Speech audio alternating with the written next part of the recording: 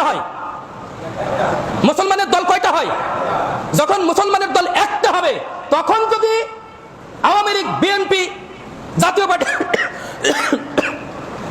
Awami League BNP জাতীয় পার্টিতে যদি কেউ তখন ভোট দেয় ওই ইসলামিক দলের বিপক্ষে, তখন কাফের হবে, তখন মুসলমান কি হবে? কাফের হবে। কিন্তু ইসলামিক দল যদি 14 গুন্ডা থাকে, আর আমরা প্রকাশ্যে স্পষ্ট দেখতে পাচ্ছি যে ইসলামিক দলেরা আজকে সব হচ্ছে গণতন্ত্র পূজারী, এক একজন এক এক রকম ধান্দা ধরেছে, এক একজন এক এক রকম ঠান্ডা ধরেছে, আমরা দেখতে পাচ্ছি এখন স্পষ্ট যে এখন আপনি বলবেন যে আপনার ইসলামিক দলে ভোট দিলে আপনি জান্নাতে যাবেন, আর ইসলামিক দলের বিপক্ষে ভোট দিলে আপনি জাহান্নামে যাবেন, এটা আপনি বলতে পারেন? আওয়ামী লীগও গণতন্ত্র মানে, জাতীয় পার্টিও গণতন্ত্র মানে, এই বিএনপিও গণতন্ত্র মানে, জামাতও গণতন্ত্র মানে, চরমনায়ও গণতন্ত্র মানে। গণতন্ত্র তো সবাই মানছে, সব তো গণতন্ত্রের মাধ্যমে আমরা ক্ষমতা যেতে যাচ্ছি, তাই না? তাহলে সবাই তো সমান, সবাই কি সমান? তাহলে আপনি আপনার ওতে ভাইরে কত কথা বলি। একজন বলছে যে আমাদের এই জেলাতে আপনাদের এইখানেই ভোটের আয়াত নাজিল হয়েছে, কোরআন খুলে খুলে দেখাচ্ছে ভোটের আয়াত নাজিল হয়েছে। আমাদের পীরগঞ্জে একটা ভোটের আয়াত নাজিল হয়েছে, ভোটের আয়াত নাজিল হয়েছে। আপনাদের ইসলামিক দলের একটা নেতা এই যে ভোটের আয়াত নাজিল হয়েছে, এই ভোটের আয়াত নাজিল হয়েছে, ভোট দিতে হবে কোথায়? ভালো পথের দিকে, অর্থাৎ ওই যে ইসলামিক দলের দিকে। বোঝেন নাই? ইসলামিক দলের নেতারা আবার মন্দির উদ্বোধন করতে যায়। কি করতে যায়? মন্দির উদ্বোধন করতে যায়। আমি একটা মন্দির উদ্বোধনে গিয়েছিলাম, আমরা নিয়ে গেল। তো আমরা আলোচনা করেছিলাম না যে আওয়ামী লীগ একই কাজ, আওয়ামী লীগ করলে বিএনপি করলে হয় কাফের, মুনাফিক, বেঈমান, আর তারা করলে হয় কৌশল। ওরে ভাইরে, যে পরিমাণ মানুষের কাছে পৌঁছিয়েছে, আর আমাকে যে পরিমাণ মোবাইল করে করে হুমকি ধামকি দিচ্ছে, গালি দিচ্ছে, সে কি বলবো? আচ্ছা আমি আপনারা বলেন তো দেখি, ওখানে বারবার আরেকটা কথা বলে 15 বছর আগে আপনারা কি করেছিলেন, মানে শেখ হাসিনা সরকারের আমলে আপনারা কি করেছিলেন? আপনারা বলেন তো দেখি। এইখানে দাঁড়িয়ে আওয়ামী লীগ সরকারের আমলে যে সমস্ত সমস্যাগুলো ছিল আমি দায়িত্বহীন কণ্ঠে বলি নাই? অবশ্যই বলেছি, অবশ্যই বলেছি। আচ্ছা বলুন তো দেখি, এই যে জামাত নিয়ে যখন আলোচনা করলাম, জামাতের কিছু কিছু বিষয় আমি যখন ধরলাম, আচ্ছা বলুন তো দেখি বিএনপির কিছু কিছু বিষয় বলেনি?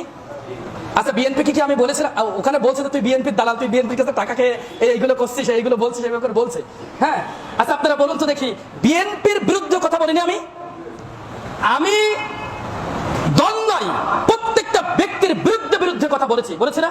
যারা সমস্যা তাদেরকে আমি তুলে তুলে ধরেছি যে এইগুলো সমস্যা।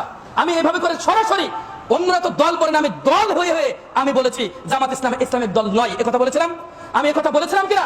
বিএনপি ও ইসলামিক দল নয়, বিএনপিরা মুসলমানদের এই পথ থেকে বিচ্যুত হয়ে গিয়েছে, আমি বলেছিলাম। তো এই কথা কিন্তু ওদের কানে যাচ্ছে না, মানে বিএনপিকে যে নিয়ে বলেছে এই কথা ওদের কানে যাচ্ছে না। কোনটা কানে যাচ্ছে বেশি? জামাতকে নিয়ে বলেছি আমি। কেন বলেছি আমি? একজন ফোন করেছে, আমাদের ফিল্ড এখন অনেক ভালো, তা আপনি এই বিষয়গুলো নিয়ে আপনি এরকম করে বলছেন কেন? হ্যাঁ, মানে অনেক বিষয়, তারপরে তো বোঝেন তো কি কি বলতে পারে, মানে হুমকি ধামকি ছাড়া কোনো কথা নেই। শুধু একজন মানুষকে পেয়েছে যে হুমকি দেয়নি, সে আমাকে একটু বুঝিয়ে বুঝিয়ে বলেছে। তারপরে আমি যখন বলা শুরু করলাম তখন তিনি বললেন, আচ্ছা দেখেন কি করবেন, জবাব কিন্তু একটা দিতে পারেন। যে কটা প্রশ্ন ধরেছি আমি, যে কটা প্রশ্ন করি সব কটা বলে না ওটা আমাদের ভুল, না ওটা আমাদের ভুল, না ওটা আমাদের ভুল, এই কথা বলে। তাহলে তুমি আমাকে হুমকি দাও কি করে? তুমি আমার বিরুদ্ধে কথা বলো কি করে? আমরা যে কথা বলি সেটা তো সরাসরি কোরআন সুন্নাহ থেকে তুলে ধরার চেষ্টা করি, তাই না ভাই? যদি তোমার কাছে মন্দিরে যাওয়া জায়েজ হয়, আরেকটা কথা এখানে বলছে, আমি একটু বলি। 15 বছর তো তোমরা সালমানের রহমানের 5টা কুকুর ছিলে। সালমানের রহমান ওর কি ছিলাম আমরা? আহলে হাদিসরা কি ছিল? 5টা কুকুর ছিল। ওদের মানে বলার মধ্যে 2টা কথা আছে। এক হচ্ছে 15 বছর কি করেছিলে, গত 15 বছর। আরেকটা হচ্ছে সালমানের রহমানের নিয়ে তোমরা কেন এইগুলো করেছিলে, মানে তোমরা কেন সমিতি এগুলো করেছিলে। আচ্ছা বলুন তো দেখি, আপনারা বলেন তো দেখি, সালমানের রহমান যদি আমাদের কোনো মঞ্চে আসে তাহলে আমরা কি কাফের হব? কথা বলুন সবাই, কাফের হব? সালমান রহমান একজন মুসলমান, কিন্তু সে গণতন্ত্র মানে, গণতন্ত্রের মাধ্যমে সে ক্ষমতায় গিয়েছে, তাদের হাতে ক্ষমতা, তারা আমাদের সহযোগিতা করে। বিএনপিও সহযোগিতা করে না আমাদের ক্ষমতায় থাকতে? করেছে না? করেছে তো, কিছু কিছু সময় তো করেছে। আওয়ামী লীগ করছে না? সালমান রহমান যদি আমাদের ওই মঞ্চে যদি যায় তাহলে কি আমরা কাফের হব? আর যারা মূর্তি পূজায় গিয়েছে তারা কাফের হবে না? মূর্তি পূজায় গিয়েছে ওটা ওদের কোনো ব্যাপার না, ওরা বলছে তো যে না এটা কৌশল, এটা কোনো ব্যাপার না, ক্ষমতায় যেতে হবে আমাদের, ক্ষমতায় যাওয়ার জন্য, ইসলাম ক্ষমতায় নিয়ে যাওয়ার জন্য কৌশল করতেছে, কোনো ব্যাপার না। কিন্তু সালমান এফ রহমান কেন ওখানে আসলো, আহলে হাদিসের মঞ্চে কেন আসে, এটা হচ্ছে বড় অপরাধ। আপনারা বুঝছেন কিনা? আজকে যারা আপনাদেরকে ইসলাম ক্ষমতায় নিয়ে যাবে, রাষ্ট্র ক্ষমতায়, তারা আপনাদেরকে যে ডাকছে, ওরা এক সময় কি করেছে? আওয়ামী লীগের সাথে জোট বেঁধেছে, এক সময় বিএনপির সাথে জোট বেঁধেছে, বেঁধেছে কিনা ভাই? বেঁধেছে কিনা ভাই? আজকে এসে আমরা শুনছি আওয়ামী লীগে আর বিএনপিতে যদি কেউ ভোট দেয় তাহলে তারা কোথায় যাবে? জাহান্নামে যাবে। এখন যদি ইসলামের এই যে দলগুলো আছে, ইসলামপন্থী দল, এই দলে এখন ভোট দিতে হবে।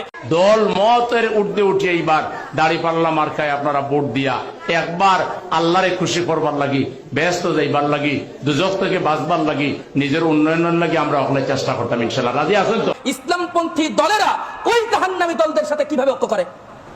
তার মানে সুস্পষ্ট যে তারা ইসলাম ক্ষমতায় নিয়ে যেতে চায়, এটা নয়, তাদের ক্ষমতা দরকার, এটা হচ্ছে মূল বিষয়। ওরা শুধু ইসলামকে ব্যবহার করছে, ওরা শুধু ইসলামকে কি করে? ব্যবহার করে, যে আসুন আমরা কোরআন প্রতিষ্ঠা করতে চাই। বেটা যখন তাদের কাছে প্রশ্ন করা হয়, সাংবাদিক যখন প্রশ্ন করে যে আপনারা যদি ক্ষমতায় আসেন তাহলে এই দেশের নারীদেরকে, মহিলাদেরকে কি বাধ্যতামূলক পর্দা করতে হবে? কই না, বাধ্যতামূলক করতে হবে না, যার যেমন খুশি সে তেমন মানবে। এটা কি ইসলাম? এটা কি ইসলাম? বহু বিষয় এরকম আছে, আপনাদের শুধু সতর্ক করার জন্য বলছি। আজকে শুধুমাত্র আচ্ছা